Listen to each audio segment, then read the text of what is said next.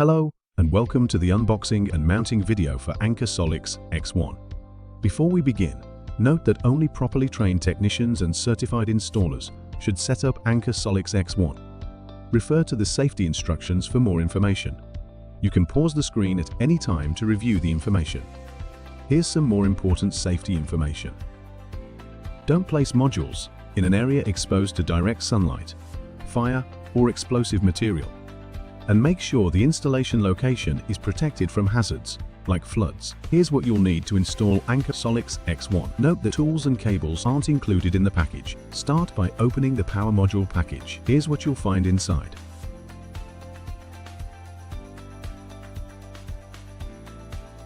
Next, it's time to lift the power module. There are also two hooks on the back for mounting. Pause the screen if you need to see the dimensions. Now, let's open the battery module package. Here's what you'll find inside. The battery module also has left and right handles for you to lift it. There are also two hooks on the back for mounting. Pause the screen if you need to see the dimensions. Decide whether you'll install X1 on the ground or on the wall. We'll show you ground installation now. First, select a wall clearance of either 30 mm or 70 mm, depending on your needs. Next, place the battery base vertically against the wall. The arrow on the base should point toward the wall. When finished, check if the base is level. Fold the positioning card as directed and align it with the top of the base. Make sure it adheres to the wall and the base. Next, unfold the positioning card. Align the bottom holes with the marked points on the wall.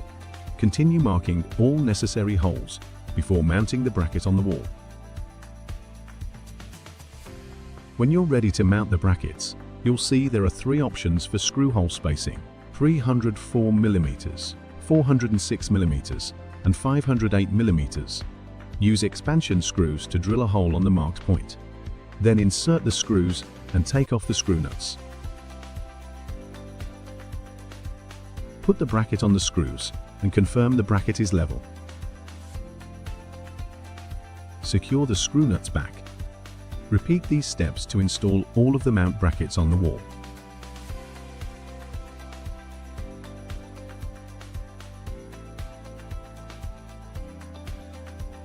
Mount the battery and base onto the bracket. Mount the second battery on top. Lock the batteries with the module interlockers.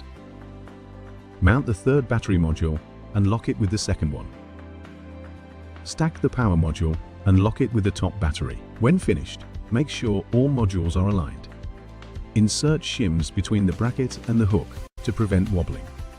When finished, check again that all modules are aligned and secured on the brackets. Now, you can begin wiring. Prepare the PE cable.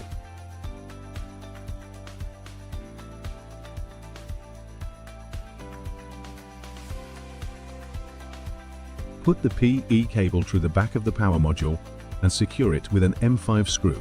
Connect the PE cable from the power module to the external ground point. Remove the dustproof plugs from all the ports on the power module and battery modules. Connect the PE cables between the power module and battery modules. Secure the cables with screws. Connect the RJ45 signal cable between the power module and battery module. Remember to rotate the locking caps to secure it in place. Also connect the power cables between the power module and battery module. Connect the RJ45 signal cable between the battery modules and remember to rotate the locking caps to secure it. Repeat these steps to wire the rest of the modules. On the bottom battery module, insert an RJ45 connector with the 120 ohm terminating resistors through the bottom of the battery, then connect it to the BMS port. Next, cover the negative DC power port with a female cap and cover the positive DC power port with a male cap.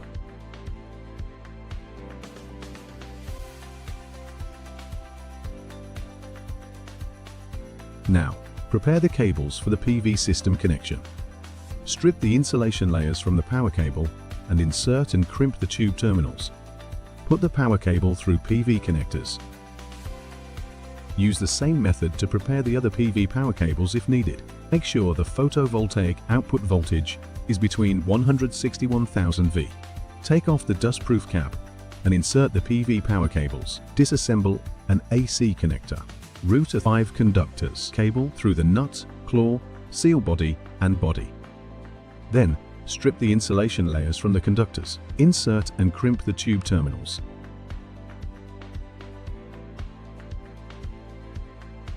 Connect the L, N, and PE conductors to the sockets labeled L, N, and grounding logo respectively. Tighten the 3 screws on the housing. Align the locker and the body as illustrated, and rotate the locker until you hear a click. Tighten the nut to secure the cable. Repeat these steps to assemble the other AC connector. Connect the AC backup connector to the AC backup port. Attach the AC grid connector to the AC grid port. Connect the other end of the AC cables. Connect the grid cable to the main panel and the backup cable to the backup load panel. Take the power sensor out of the box. Mount the power sensor at the grid connection point. Here we have a power sensor along with an RS485 signal cable.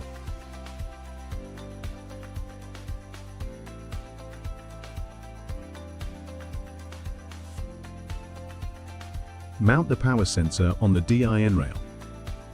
Connect the phase and neutral cables.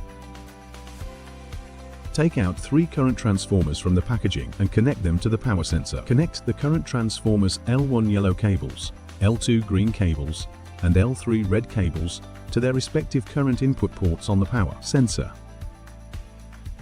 Connect the signal cables to the power sensor's RS485 ports.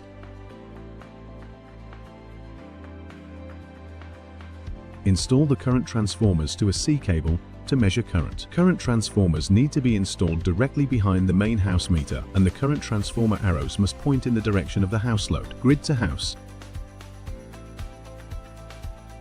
If you already have a solar panel system, you'll need a second meter.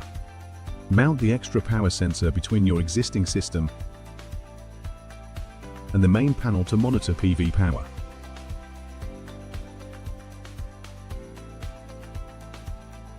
Remove the wiring compartment cover by pressing the clips on both sides.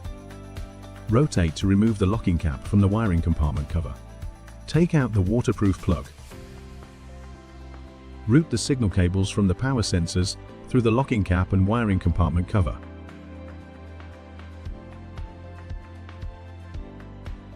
Insert the tube terminals into the 2-pin terminal block connector and plug the connector into the terminal block socket labeled meter.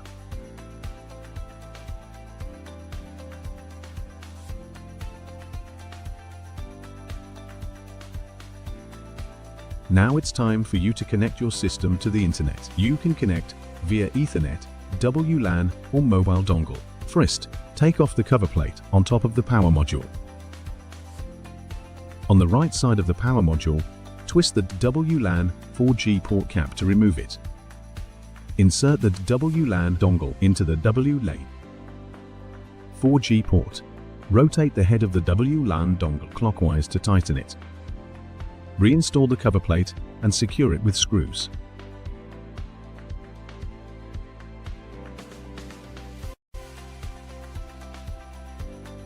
For an Ethernet connection, please have an Ethernet cable ready. To start, take off the waterproof cap at the end of WLAN dongle. Put an Ethernet cable through the waterproof cap.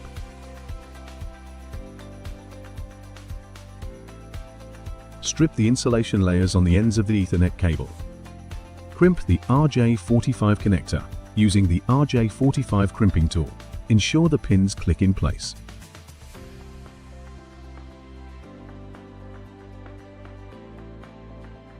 Put the Ethernet cable into the ETH port of the WLAN dongle, then secure the port.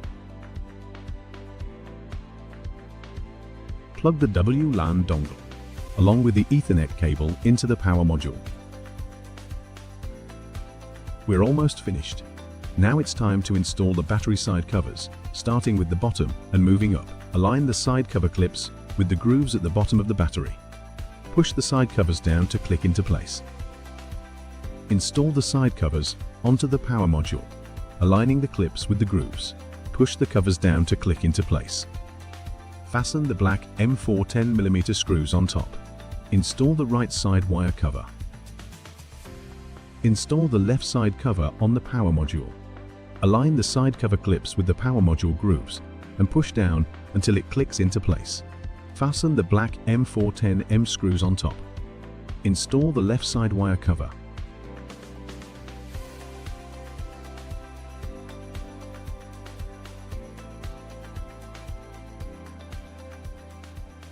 You've successfully installed Anker Solix X1.